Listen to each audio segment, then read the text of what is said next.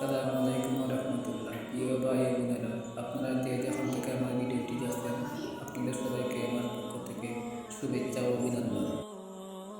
আজকের ভিডিওতে আমরা এমন একটি দোয়া জানব যা রিজিক বাড়াতে সাহায্য করে।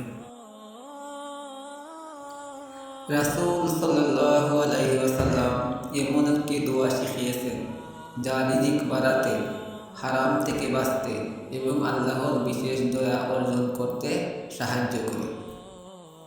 এই দোয়াটি প্রতিদিন সকালে বা রাতে পড়লে ইনশাআল্লাহ রিজিকের পরিমাণ বেড়ে যাবে এবং আপনার জীবন সহজ হয়ে যাবে।